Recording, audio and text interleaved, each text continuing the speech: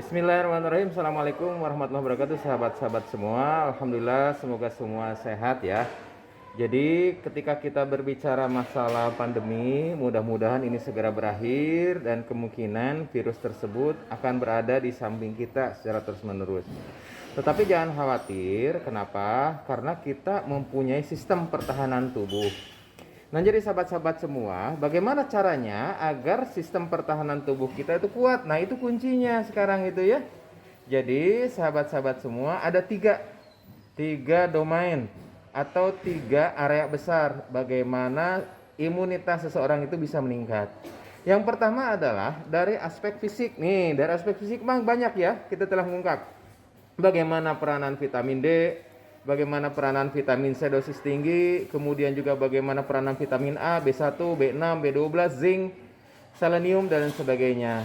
Insya Allah itu bisa dicukupi dengan apa? Dengan pola makan ya.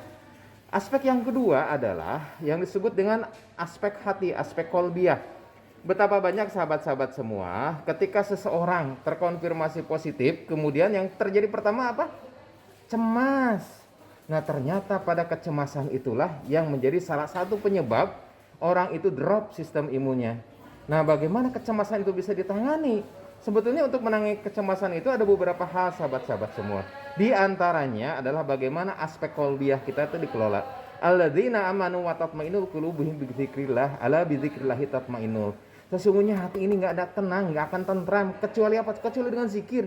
Zikir itu bukan hanya zikir lisan, tapi bagaimana memaknakan semua yang ada di alam dunia ini menjadi bagian zikir. Ya Allah, terima kasih saya masih diberi nafas. Terima kasih masih Engkau hidangkan oksigen yang begitu berlimpah. Itu juga zikir. Ya Allah, terima kasih saya bisa melihat warna-warni, masih bisa melihat anak, masih bisa melihat suami, masih bisa melihat alam sekitarnya, masih bisa melihat teman-teman. Itu juga zikir. Itulah zikir dengan hati. Ya Allah, terima kasih ketika kita bangun tidur ternyata Allah membangunkan kita lengkap dengan daya ingat. Bagaimana kalau kita bangun mata melihat, kemudian juga telinga mendengar, tapi daya ingat kita nggak connect. Lihat anak ini siapa? Alhamdulillah. Jadi zikir seperti itulah merupakan bagian dari keseharian kita di era new normal itu, bukan hanya cuci tangan, pakai masker, jaga jarak, tetapi zikir adalah bagian dari peningkat imun kita, sahabat-sahabat semua. Nah, peningkat imun selanjutnya adalah dari aspek psikis. Tadi dari aspek fisik ya, yang kedua dari aspek kolbu. Yang ketiga adalah dari aspek psikis. Bagaimana seseorang ternyata ketika dikatakan, ya penyakit kayak gini mah yang kemarin juga alhamdulillah bisa sembuh. Yang terjadi apa coba? Peningkatan spirit, peningkatan semangat untuk hidup, dan peningkatan energi.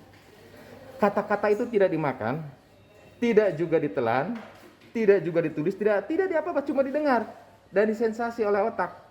Tetapi dampaknya terjadi perubahan biomekanisme yang ada di dalam tubuh. Dan demikian juga sebaliknya. Ketika dikatakan, wah penyakit kayak gini mah tetangga saya kemarin yang kayak gini, udahan. Nggak dimakan juga, nggak diminum juga, tetapi dampaknya bisa menurunkan sistem imunitas. Jadi sahabat-sahabat semua, jadi ada tiga domain besar, ada tiga area besar di mana kita meningkatkan sistem imunitas. Yang pertama adalah aspek fisik, ya, bagaimana kita mengelola makanan, bagaimana kita mengelola suplemen. Yang kedua adalah aspek hati, bagaimana zikir itu bisa menenangkan pikiran. Dan yang ketiga adalah aspek psikis atau aspek kejiwaan. Sahabat-sahabat semua, mari kita tingkatkan ketiga aspek tersebut supaya kita bisa terus sehat dan bisa bertahan dan bisa beradaptasi di era baru. Assalamualaikum warahmatullahi wabarakatuh.